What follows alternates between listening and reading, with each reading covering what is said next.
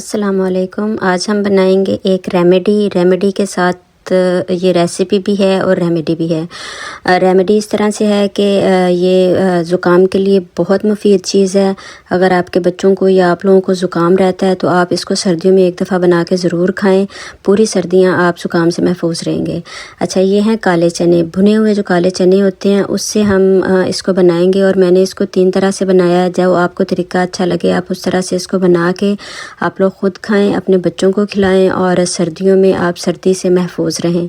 अच्छा, इसमें सबसे पहले हम जो हैं वो काले चने लेंगे, भुने हुए चने लेंगे। आपने छिलके वाले चने लेने हैं और जो एक्स्ट्रा उसका छिलका होगा ना आपने उसको निकाल देना है और जो कुछ छिलका आपने उसमें रहने देना है, क्योंकि छिलके में भी फाइबर होता है तो हम उसको छिलका यूज़ करेंगे।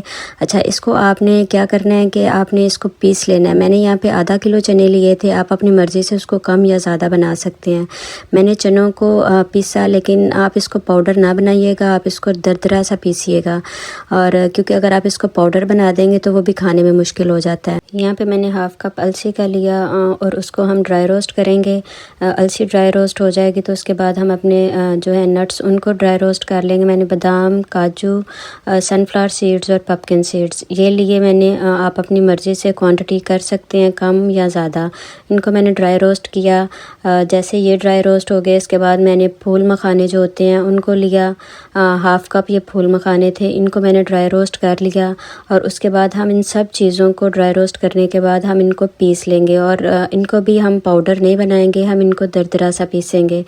फिर मैंने तिल लिए, सेसमी सीड्स जिसको कहते हैं, वो तिल लेके हाफ़ कप मैंने उनको भी ड्राई रोस्ट कर लिया। तिल को पीसेंगे नहीं, तिल को हम लोग ऐसे ही डाल देंगे। इसके बाद मैंने इसकी चाशनी तैयार की। चाशनी के लिए मैंने 350 ग्राम गुड़ लिया और उसमें थोड़ा सा पानी डाल के उसकी चाशनी बना ली। जैसे हमारी चाशनी तैयार हुई इसको मैंने एक अलहदा बाउल में चाशनी को डाला और साथ ही मैंने इसमें घी ऐड कर दिया। तकरीबन मैंने 2 कप घी इसमें डाला। ये आपकी मर्ज़ी है आप कितना घी इसमें डालते हैं, क्योंकि ये चने हैं तो ये घी ज़्यादा अब्ज़ॉर्ब करेंगे तो आपको इसमें घी थोड़ा ज़्यादा ही डालना पड़ेगा। साथ ही हम इसमें अपने चने डाल देंगे और बाकी की सारी चीज़ें जो हमने पीस के रखी हुई थी वो सारी डाल के, और इसके बाद हम इसमें हाफ़ कप जो है वो कोकोनट, श्रेडेड कोकोनट का ऐड करेंगे।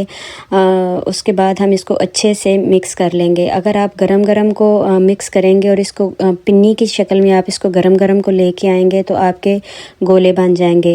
ये देखें, इस तरह से गरम गरम को आप अगर करेंगे तो बन जाएंगे। अगर ये थोड़ा सा ठंडा हो जाएगा तो फिर ये इसके गोले नहीं बनेंगे। अच्छा, मैंने थोड़े से के गोले बना लिए। उसके बाद कुछ का मैंने पंजीरी के टाइप इसको रखा। अच्छा, अब आप लोग कहेंगे कि इसमें घी बहुत ज़्यादा है, हम इतना घी नहीं खा सकते। तो जो लोग ज़्यादा घी नहीं खा सकते ये उनके लिए है। 2 चम्मच मैंने यहाँ पे देसी घी लिया, उसमें मैंने चने डाले और कुछ मैंने ड्राई नट्स जो थे वो रख लिए हुए थे, कुछ वो इसमें डाल के तो इनको थोड़ा सा भुना। उसके बाद मैंने इसमें गुड़ डाल दिया साथ ही। अब हम यहाँ पे जो गुड़ है वो थोड़ा इसमें ज़्यादा जाएगा, क्योंकि इसको हमने इसकी बाइंडिंग के लिए इसको गुड़ ज़्यादा चाहिए। तो इसमें गुड़ डाला। जैसे गुड़ हमारा जो था वो मेल्ट हुआ तो इसको पार्चमेंट पेपर के ऊपर आप रख के और इसको सेटल कर लें। और जैसे ये ठंडा हो तो आप इसकी कटिंग कर लें जी। ये थी पूरी रेमेडी। आप इसको किसी भी तरह से बनाएं और जैसे आपको खाना पसंद है आप इसको बना के खाएं और अपने बच्चों को भी सर्दियों में ज़रूर बना कर खिलाएं। बहुत काम की चीज़ है ये। मुझे मेरी सास ने बताया था कि अगर आप सर्दियों में एक दफ़ा चने खा लें तो आपकी जो सारी सर्दियाँ हैं वो बहुत अच्छे से गुजर जाती हैं। तो आप जब भी काले चने बनाएं घर में और मुझे बताएं कि आप लोगों के कैसे बने हैं और आप लोगों को रेसिपी कैसी लगी है, मुझे ज़रूर कमेंट्स में बताइएगा। और इस तरह की अच्छी रेसिपीज़ के लिए मेरे चैनल को सब्सक्राइब करें और वीडियो को लाइक और शेयर भी कर दिया करें। तो मिलते हैं नई रेसिपी में। दुआ में याद रखिएगा। तब तक के लिए अल्लाह हाफ़िज़।